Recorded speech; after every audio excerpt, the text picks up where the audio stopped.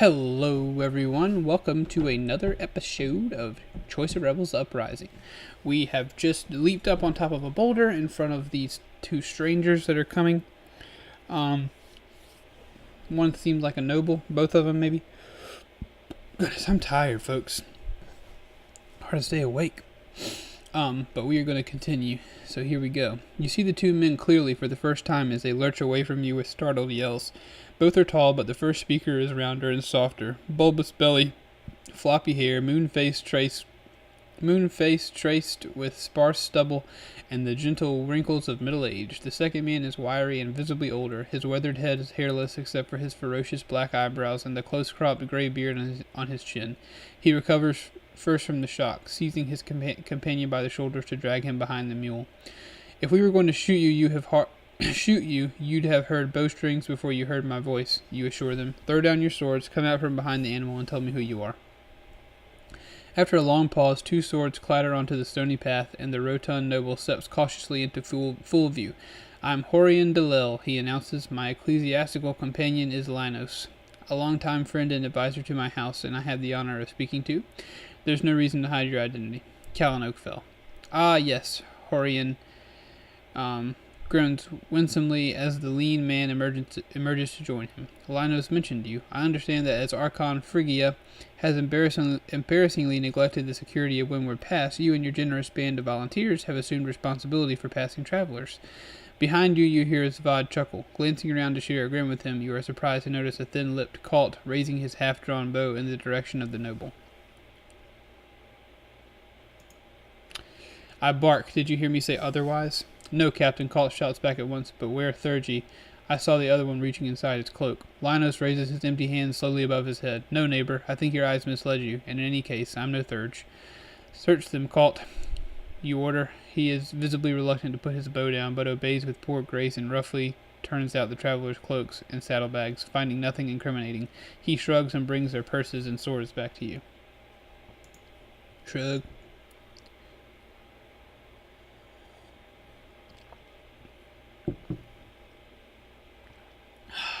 Yes, we're the protectors of this pass, you confirm, and we don't get many visitors, so we're always curious to find out what brings them here. It's much the shortest route from Shayard City to Zurich. The noble shrugs. Can't think why you don't get more travelers through here. Never heard of House Delil, cuts in abruptly. Where are they from when they're at home? The South Riding, Horian remains affable. Not surprised you haven't heard of us. It's been centuries since Delil did anything of note. Colt's teeth show in a non-smile, and you hear his bowstring taunting again. Captain Oakfell, how do we deal with spies and errant liars? Every outlaw glances incredulously at the broken-nosed helot, while Horian sputters and flaps his hands.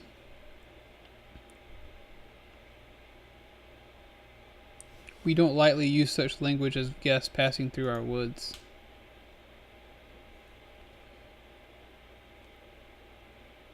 I like it. My masters didn't respect petty nobles, Colt snarls, but when this one visited a year ago, they treated him like a bloody archimandrite. Didn't call him Delil either. My family swapped the name for one in the Karagon style. Horian concedes weakly. A decision I always felt was a bit over hasty, but then it was some 300 years before I was born, so who am I to judge? Leilatu, Ellery says incredulously. A lowly cousin of her glory, the Archon, so please let's not stand on ceremony. Horian's grin has a visible quiver at the corners. Your mind is racing. The last 3 governors of Shayard have come from House Leilatu. Though the family is better known for intrigue than brutality, a provincial Archon rules at the pleasure of the Tharmatarch, so they must have been quite effective at keeping him happy. And now a Leilatu has fallen into your hands.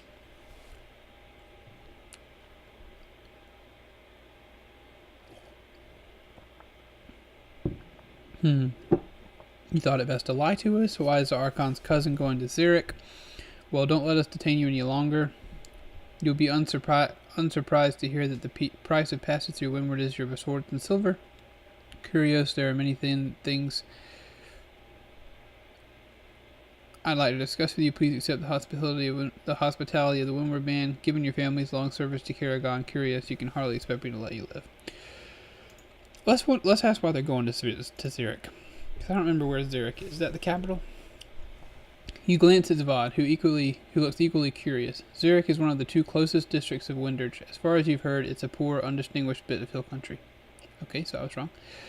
I want to meet the Pan of Zurich. We've been corresponding for some time, and he's a thinker of some repute. Little to do in his demen. That's another word I've never seen before. But think, from the sounds of it, Horian grimaces, I hold some faint hope that he has a decent cellar to carry us through the inevitable lulls in conversation. And you chose to cross to windward rather than one of the safe passes? The noble looks over to his companion Linos, then sighs ruefully.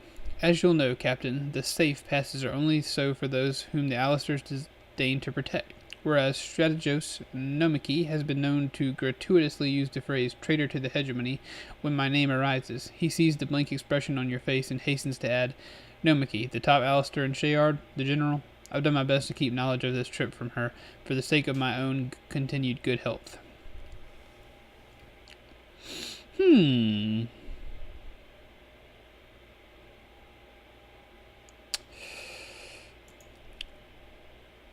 Let us ask him, what does the Alistair Strategos hold against you, Curios?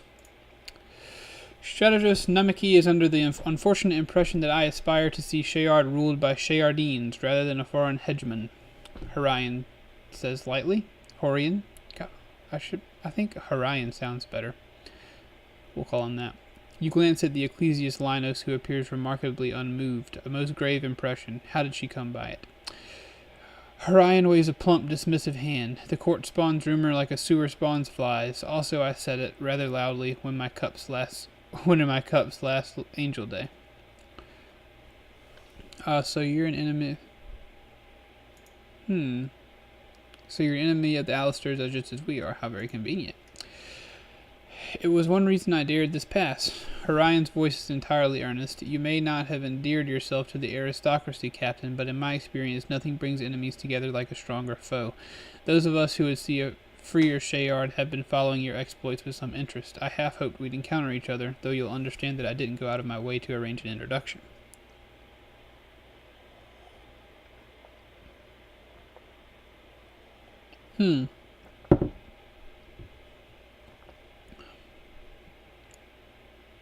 I forgot, you're awfully free with your tongue around this ecclesiast. Let's say that. What, Linos? Horian chuckles. He's built up the stomach for my treasons. Not many priests have so strong a constitution. Breeden comments, cool voiced. You turn a dubious stare on the gray-bearded ecclesiast. Curious, Horian's passion for order is easily overlooked on first acquaintance, Linos says impassively. Those who have known him long enough, however, and heard him when not in his cups, may come to sympathize with the vision of justice that moves him. His eyes bore into you with unsettling intensity. And Captain, not all who wear the surplice believe that the order of Thanos and the order of the Thaumatarchy are identical. A memory of Ecclesiast Olena leaps into your mind with extraordinary clarity. Could this conceivably be another priest of her ilk? We want to talk with them. I think we might have found ourselves a new leader to place. Please accept the hospitality of the Windward Band. Horian pauses for a moment, as if to demur, then breaks into a smile which seems only slightly forced. How could we possibly refuse? Conversation with the wardens of the Windward Pass is an unlooked-for kindness. I've nothing new to say to Linos after all these years, and I've been resigned to hearing nothing but old catechisms until we reach Zurich. He bows deeply to you, and dips his head to your outlaws. Captain Oakfell, I am your guest, and in your hands. On the walk back, Colt doesn't even glance at Horian and Linos, but the set expression on his face promises nothing good. You're not sure how many nights the unexpected travelers will be staying with you, but even if it's just one or two, you'd better do something to fend off an untimely accident.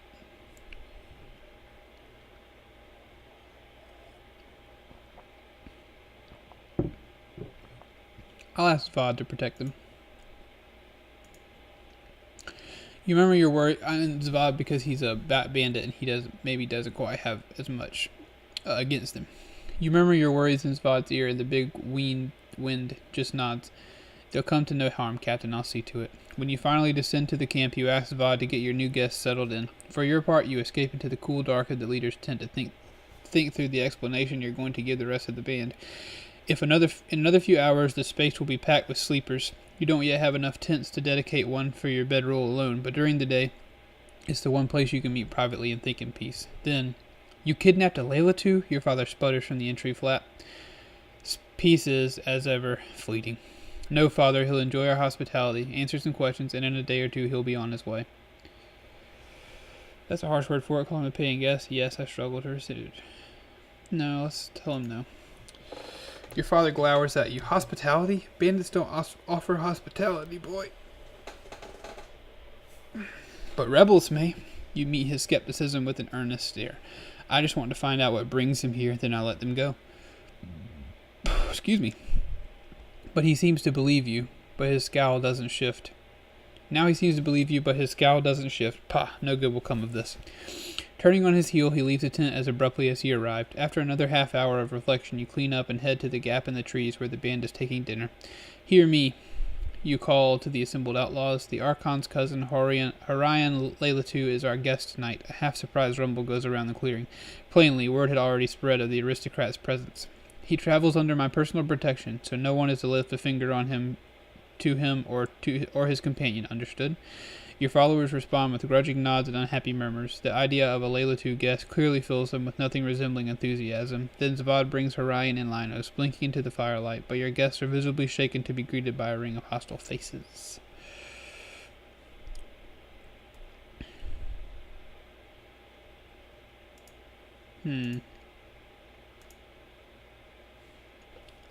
So it's impossible for me to not feed them?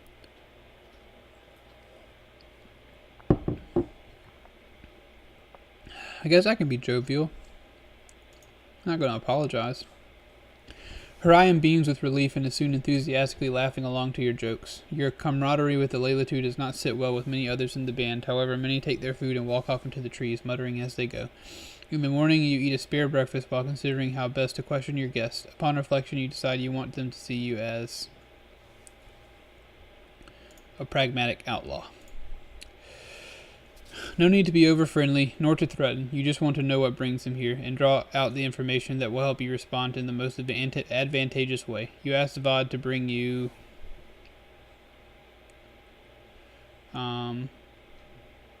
let's do Linos first.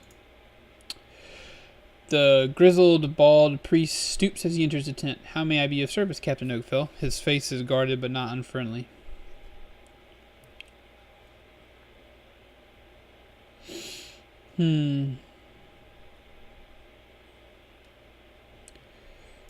What do you make of our rebellion?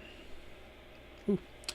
Linus tilts his head, looking curious. What do you expect me to answer, Captain? That it's an unnatural offense against the angelic order, he suggests. The bald priest studies you carefully. I do not consider the angelic order and the order of Karagon to be identical, Captain. So you imply back in the past. What do you mean by it? The hegemony seeks to dominate too many peoples across far too much of the world. It must thus use more violence and a less ambitious, more natural order. You've heard many a priest take on this assured, lecturing tone. You never imagined you'd hear it used to deliver sweeping seditions. Their mastery of theurgy led the Karagons into hubris. Now, to keep their bloated empire alive, they treat the conquered peoples with neither justice nor compassion. Moreover, they have succumbed to greed, draining the provinces of blood and wealth to turn Karagon into a garden of luxuries. Such flaws and failings make rebellion all but inevitable, including by helots like yourself, Captain Oakfell. You blink, trying to fathom the ecclesiast's nonchalance. Does everyone idly talk treason like this in the Archon's palace? Because in Rim Square, to whisper 2 words of what you just said would earn a harrowing. Linos' smile doesn't reach his eyes. Few dare to whisper it in Grand Shayard either, but the truth cannot be swallowed forever. Okay.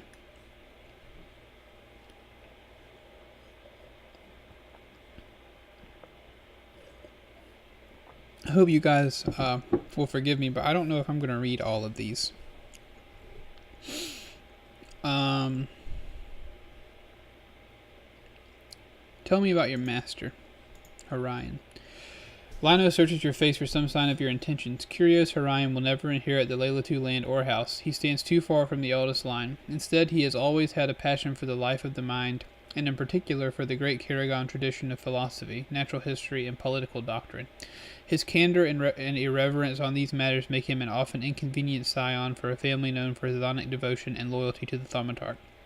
The priest waves a hand dismissively. Of course, his name still draws fools seeking to win favor with her glory Archon Phrygia, but in truth she keeps her distance from him, and his influence in court is that of a gadfly. Not much for courtly power games, then. The Layla two are certainly known for devotion and loyalty, but you'd also always heard them described as ruthless practitioners of interhouse intrigue. Philosophy leaves little time for such matters. The priest gives a rueful shrug, though his uncompromising honesty has won him some friends and many foes.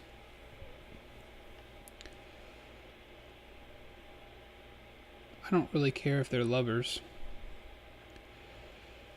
What manner of philosophy so occupies curious Horion? Let's ask that. All manner, sighs Linos. Physics and metaphysics, ethics and poetics, politics, logic, and natural history. To read them in the original, he's become fluent in High Karagon, Eresiano, and Neric, as well as Coin. He started in on Winsna, the better to argue with Panzeric. Steer back to other topics. I'm not going to bring their possible loveness into question. That's their business.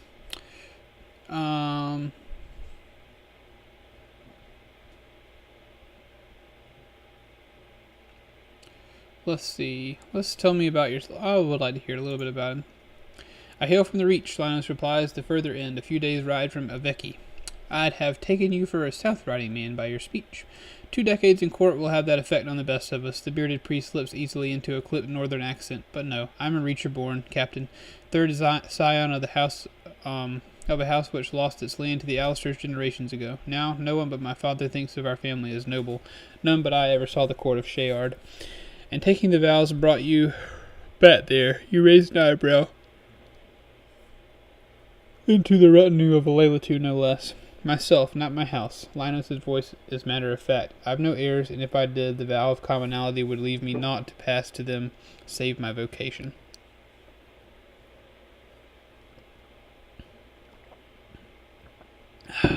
Let's ask him if he has any advice. Linus's black brows lower until his eyes are completely shadowed. That depends on whether you intend to remain a bandit in the woods or actually aspire to overturn the Karagon hegemony. I think you know which one I intend, priest. Then you must bring such order to your followers that they will obey your word not only now but when they have grown into an army 100 times their size. And you can tell me how to do this? The wiry priest hesitates for a moment, then gives a stern nod. Every soul in your band was raised to revere the blessed angels, and to follow without question the orders of the angels elect, the Thaumatarch and his 9. So they were told. Now, thanks to the abuses of the Karagons and your challenge, they don't believe it. That leaves what the philosophers call a Kenon, or a Kenon, an emptiness, a void, hungry to be filled. Your followers don't know who speaks for Thanos anymore. Linos leans toward you. There were Eclectoi before there was a Thaumatarch. Captain, the older books in the Codex are quite clear on this. If a monarch betrayed the order of Xanos, the angels would send their chosen to repair and reinstate it. You can feel your face twist with incredulity.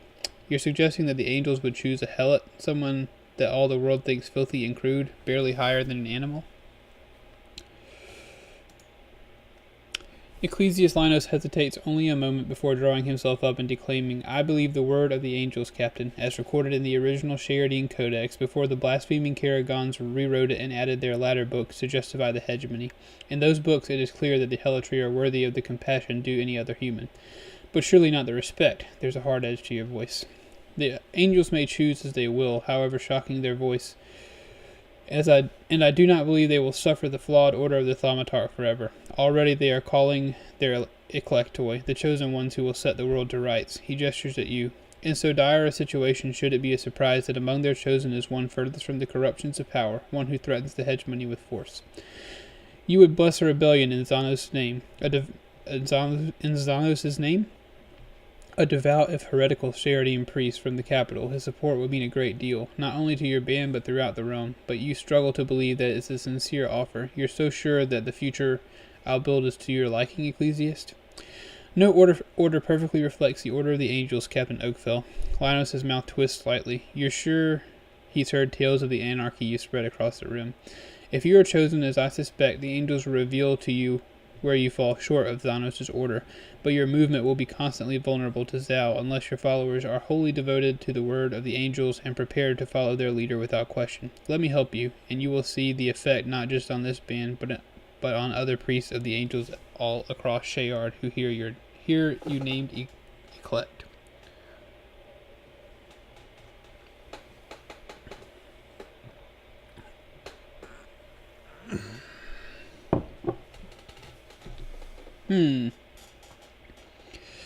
I burst out laughing. No, I wouldn't do that. I shake my head, but Linus has got me thinking of an alternative, a ritual to free my followers from fear of angels, Thanos, and all other phantasms. So I guess we need to choose if we believe in this thing. And despite my skepticism, I offer a moment of serious consideration. Let's offer it serious consideration. It's hardly the first time you've wondered how to address your band's hunger for angelic blessing. You regard the eager old priest silently while considering your options.